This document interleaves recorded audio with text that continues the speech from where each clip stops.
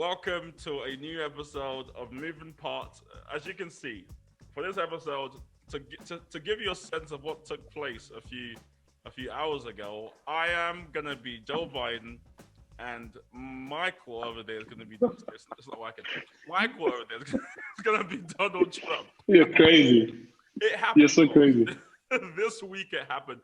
We had the two town halls at the same time.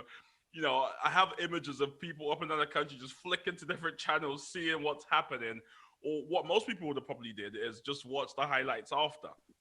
But welcome to Moving Parts, a show brought to you by Common Sense, where we give you the lowdown on the American politics, what's happening, all the various moving parts. My name is MT Omni. I'm the editor-in-chief, and I'm joined today by Michael Mpofu, who's our political editor.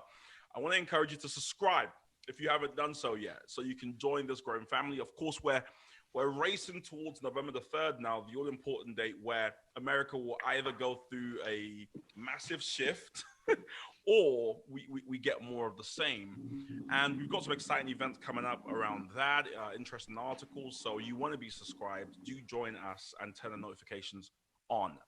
Now, like I said at the start, it was night and day, these two different town halls, at least optically.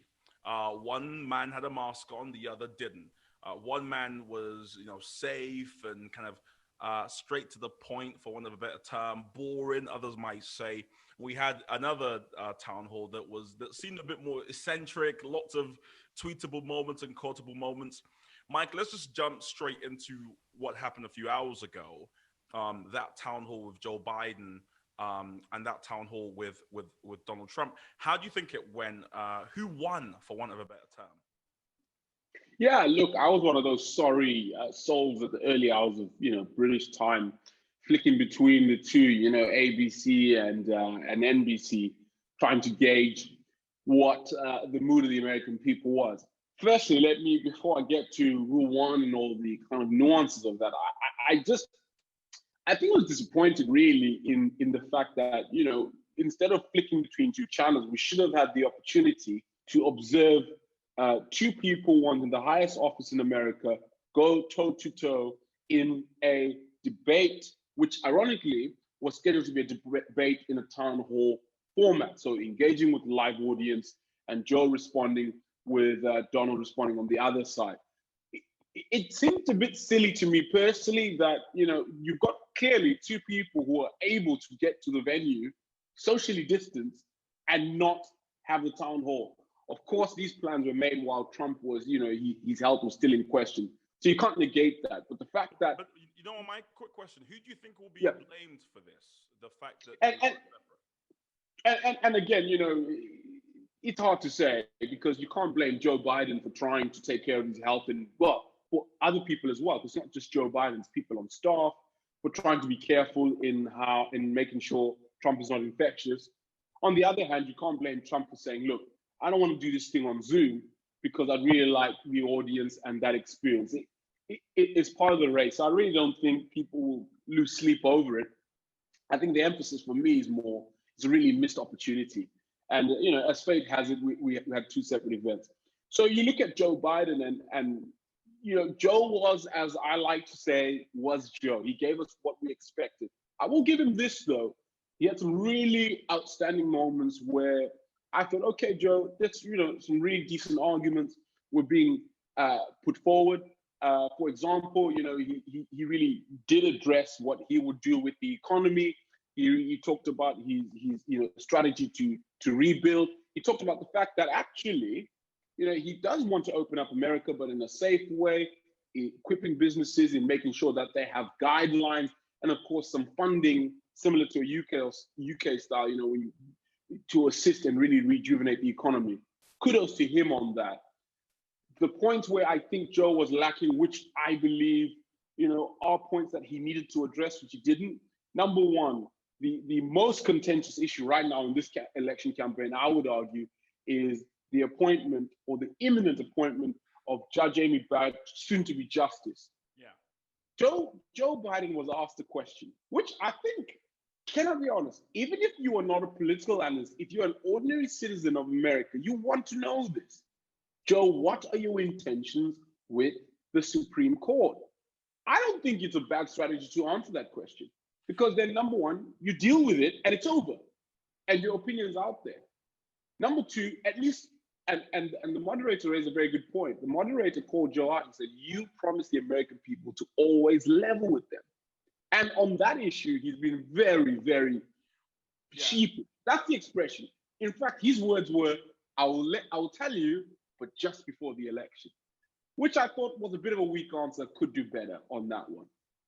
On issues of race, there were some very unconvinced faces, purely because I think there is a line in a time when people might feel, a lot of sentiment from the Biden camp might be seen as posturing and might be seen as pandering to a certain sect. There was a young man there who said to him, look, I'm black, I'm a young man, what can you offer me as a black man? And don't tell me I'm not black if I don't vote for you. I thought that was quite a poignant moment, and Joe was a bit caught unaware there. And if you watch his answer, he rambled on and really didn't say much. It was awkward. So that was an interesting town hall. But overall, I think, he did a decent enough job. Yeah.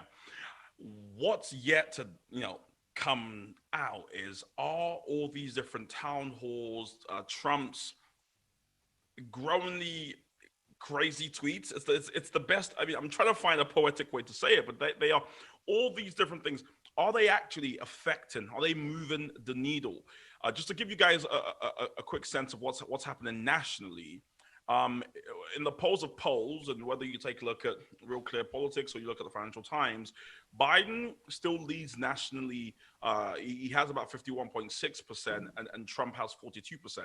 And that's pretty much stayed the same. Of course, it's edged here and there. And in swing states as well, we've seen Joe Biden's leads go down a bit in some places, rise in some places.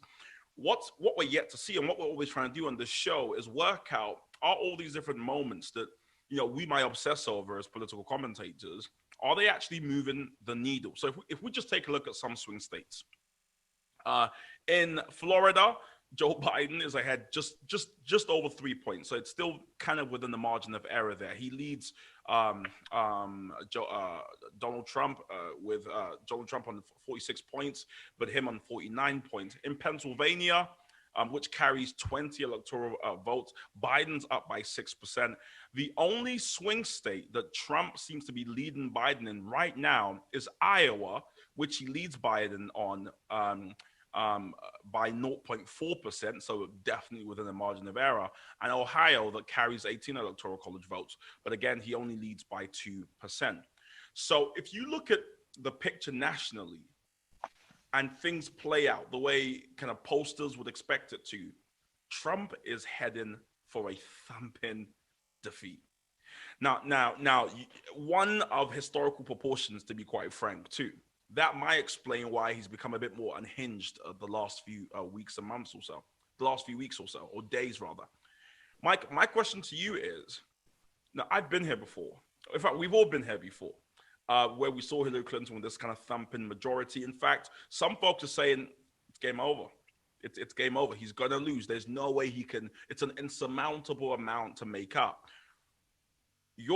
Are you fearful that things might change last minute? Do you think something might happen? And when we saw the release or the breaking news, if you like, this week about Hunter Biden, Joe Biden's son, his involvement with Ukraine never seems to go away.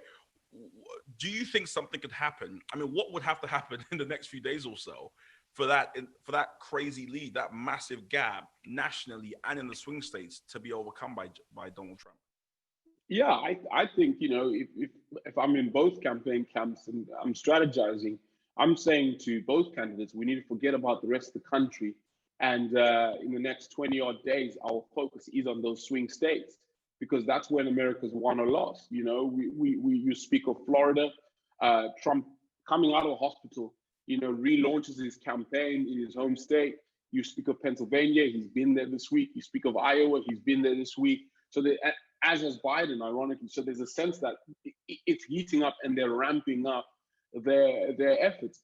I would argue that, you speak of Trump kind of turning up the heat, or to borrow your expression, getting more unhinged. It's because, he understands that You know, if you listen to his rhetoric at these rallies, he talks about the fact that I can't believe I'm back here again. You guys need to vote for me because you know what will happen.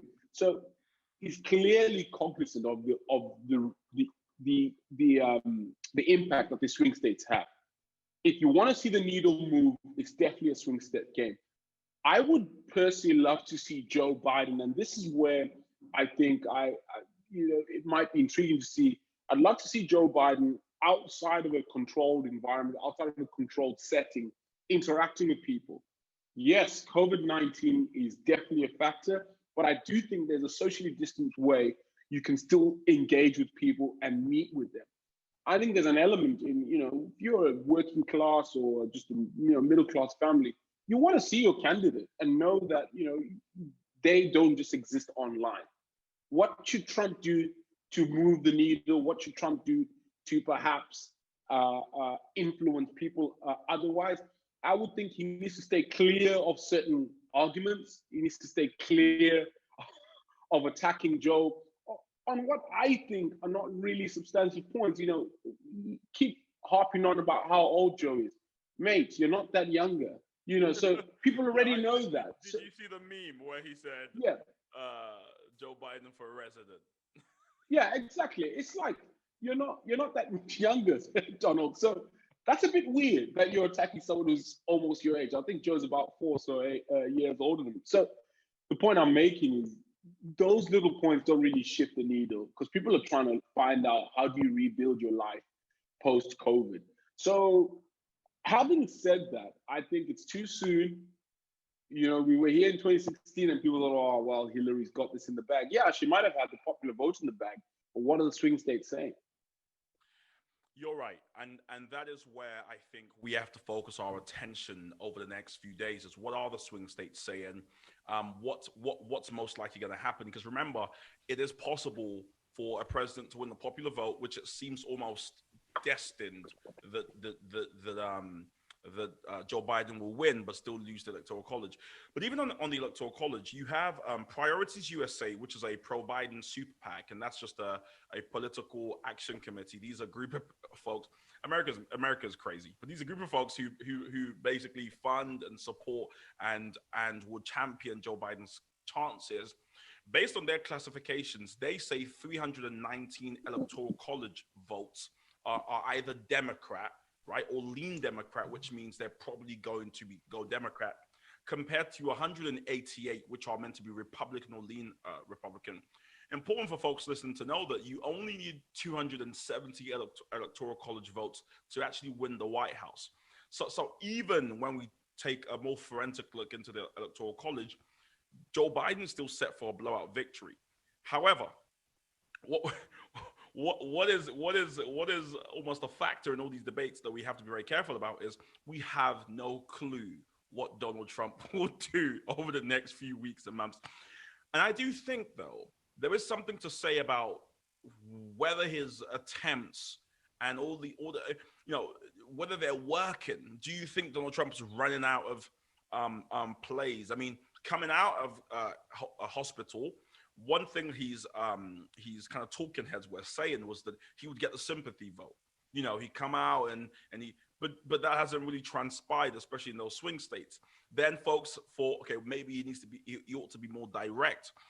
So if you followed Donald Trump on Twitter over the past few days or so, you saw him tweeting stuff like, New York's going to hell, vote for Trump.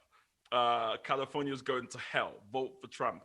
These messages really cutting through in terms of getting the numbers online. But again, it's not moving the needle in the swing states. He tried the same thing with memes, as you were saying before, a new kind of direct form of campaigning, I guess. Great numbers online. That was retweeted over 500,000 times, I believe, which is just ridiculous numbers. But again, it's not really cutting through. So I'm not sure what's going to cut through these last few days. And I always wonder if I'm in Joe Biden's camp, do I tell him to try new things, or do I just say, just play the clock, hold on to the ball, do what you've got to do, and move on. I think it's probably why when someone in Kamala Harris's camp came in contact with COVID, they just canceled their travel and just said, we want travel. Because they don't really see the need to kind of lead the debate and be out front. Do you think that's an error on their part, or do you understand that? Well, you can't obviously argue that Kamala cancelling her travel is an error. She's got to be very aware of the reality of the pandemic. Not to be crass, but she's not young, so uh, No the one's reality. young anymore. No. And the reality is, you catch it, you just don't know. Even a young person, you catch it, you just don't know how your immune system will respond. So it's a responsible action on her part. I do think that Joe Biden is currently on a good trajectory, as you described there. My only concern is perhaps, in an election, you never take your foot off the pedal. That's a bit irresponsible, and that's a bit, it's a bit irresponsible. It's potentially complacent. One shouldn't rest on, what the polls are saying. We saw again 2016, great example of what, how reliable and yet at the same time unpredictable polling can be. Good indicator, but definitely you need to put in the work. I was saying to you earlier, and I repeat that sentiment. Really good, would be good to see Joe a lot more sleeves rolled up, and just find a way to walk through communities and speak to people. This is the time when you need to be visible. Despite COVID-19, innovate. You're a candidate, so you need to pivot. Show us what else you can bring to the party. You're not a one-trick pony. You can't be a one-trick pony. It's 2020, and I would say same goes for Trump. Clearly he hasn't lost his support base. Fantastic. He's still got his people. He's still got others that would vote for him no matter what. How is Trump going to turn those that are undecided? And I think that's where he's a bit, how does one say, shortchanged in that respect. He needs to pivot. Yeah. It can't just be about rallies and screaming out energy, as he would describe it. No, yeah, momentum. There's nothing wrong with momentum or energy, right? But problem is, if it's just concentrated in one area, then it's useless. So so you've got to be able to pivot. What else can I do? Trump needs to ask himself this question: what is it about me that people don't or can't connect with? If I'm a candidate, I want to know, and then I do that. I'm trying to imagine Trump asking himself, what can I do differently? I think, what can I do? And on a slightly different note, there's a new show on BBC Two called The Trump Show. Have you seen it? Right. No, I've not seen that. You've got to watch it. It's on BBC Two. It's a series, and what it is members of Trump's campaign are all given interviews about him, and it's a whole documentary about how he won.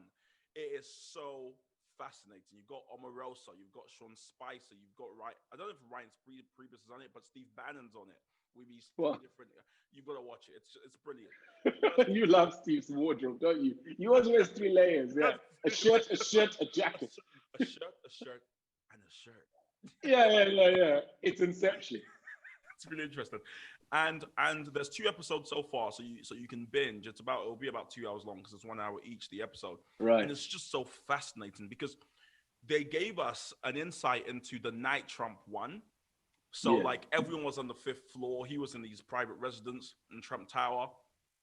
And I don't think he thought he would win. Everyone in his campaign was like, they were prepared for like a defeat. And then when he started seeing the numbers come in, Ivanka then calls him like, come downstairs, you might actually win.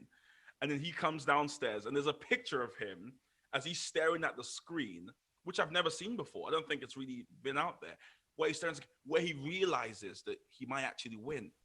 Yeah. And they talk about the campaign, how he handles briefings, all the inside scoop, if you like. So it was just, as someone who watches a lot about Trump, like we all do, you think, is there anything really to learn about him? And that documentary is really fascinating. So there's an endorsement of the BBC. Come on. Go ahead. Free advertising. I know. We ought to put some sort of. We just send them an invoice for that. It's ridiculous. I know. I just did that. I'm out of breath for working for them for free in Black History Month. In Black History Month. Well, listen. What are you looking forward to? Of course, we're looking forward to the election day. We're days away now. What should people watching? What should they be watching out for as we wrap up this episode? Well, I'm not sure if it's been confirmed yet, but there's one more debate scheduled for the 29th, I believe. Or is it 29th or 22nd? I stand to be corrected. But that would be nice to see that one. It would be good to at least see them one last time exchanging blows. Good to see, how Trump approaches this one. Good to see how Joe Biden approaches that one. Hopefully, we can still have that occasion. I'll be intrigued to see what Kamala does. How long is she in lockdown? How long is she self-isolating? Some are arguing it's a bit over the top of her if she's tested negative to be self-isolating. Hold on, did she test negative? Is she still self-isolating? Yeah, she tested negative. Yeah, correct. She tested negative and the A tested positive, so she's still self-isolated. So she's still self-isolated. Like I said, this whole thing. There's nuances to all of these things, right? But it'd be interesting to see what Kamala's role is in that whole process. And of course, more than anything, what events, what positions Joe is putting out that we perhaps haven't heard of. A key thing, the backdrop. I always talk about there's a backdrop. There's another thing playing out behind that we shouldn't all lose focus on. There's still a justice that's about to be confirmed to the Supreme Court just over 2 weeks to a U.S. presidential election. That's a pretty big deal. It is. So and if you've been watching the hearings, I mean, super intriguing. There is no doubt about Judge Barrett's competency. There's no doubt about her ability to interpret and engage and understand the law and pass judgment and the legal process and her philosophy. No one's questioning that.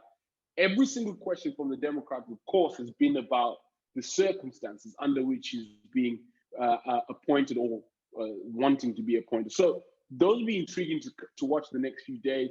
And of course, I think that whether you like it or not, Trump is using that hopefully to possibly save his presidency should it not go his way. Right. Lots to look out for. And I would encourage folks here to do just that. We will be covering this. We've got some articles coming out from Richard Bolton, I believe, and other members, other journalists who work with us. We'll be putting out all sorts of different articles, so be sure to check that out. tcsnetwork.co.uk. I hope there's another debate. I kind of think if I'm Joe Biden, I probably don't want to debate him ever again, just because when you're just so far ahead, are you going to win more over other people in the swing states? Probably not, but it will be interesting anyways. If it does happen, we'll cover it here. But yeah, please do subscribe. Just press the button, turn on notifications, and be first to find out when the next video goes live. Thank you for listening to this. Drop a comment, let us know what you think about it. Do you agree? Do you think it will be a Joe Biden blowout, or do you think, hey, hold on a minute, never underestimate Trump and his campaign? They've got more stories up their sleeves. Who knows what's happening? The deep state. Who knows? Anyways, yeah. Thank you for taking part. And until next time, take care. All right. Right. How was that?